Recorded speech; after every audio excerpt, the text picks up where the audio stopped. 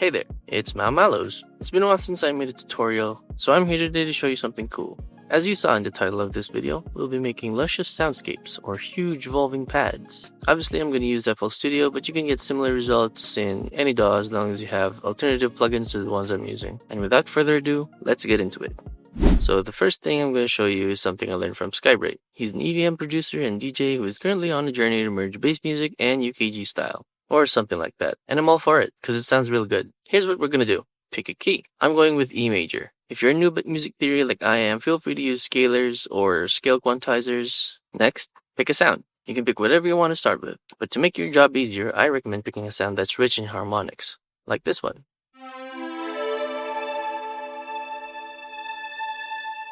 It's also fine to drag in samples, either in a sampler or directly onto your playlist. So if you prefer doing that, you can skip making a MIDI pattern. But I'm going to use MIDI for now.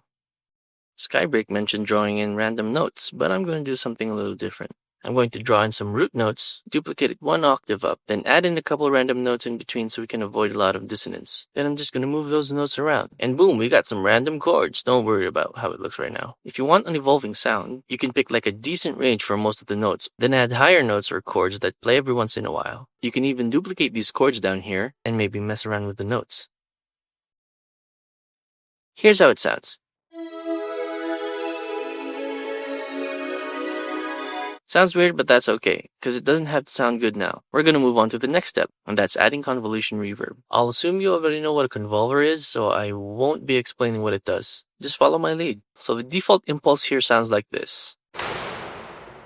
And if you use it on the MIDI that we made just now, it won't sound impressive. So we're going to use noise as the impulse. There's a preset for that here, but if you use a different convolver plugin, you can probably just drag in a noise sample. I'm pretty sure you can do this with the cabinet plugin for guitars too. I'm going to use paint noise, which is called blur paint, right here. So how does it sound now?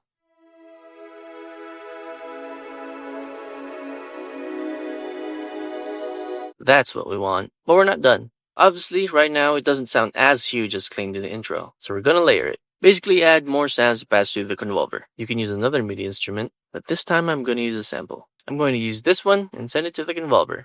Like I said before, make sure it's in the key of your song. So this is an F sharp major. We're going to bring it 2 semitones down to bring it to E. Let's see how this sounds.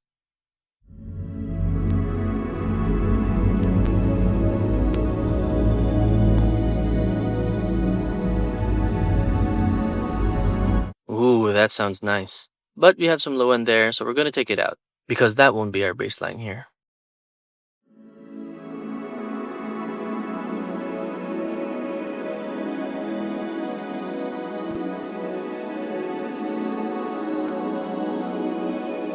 Sounds cool. I'm just going to chop this right here, then duplicate our chords. Now all that's left to do is to add creative effects. Filters, delay, all that good stuff.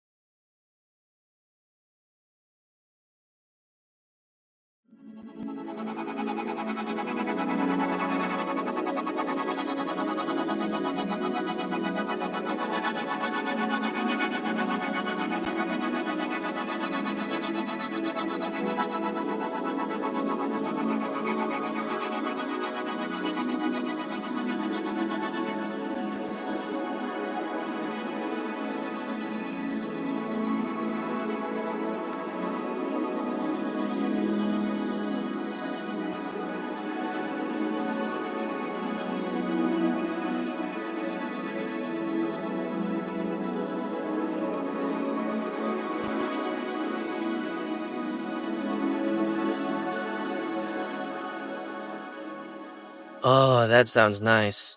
Then you can add Reese bass to go with this huge pad we made.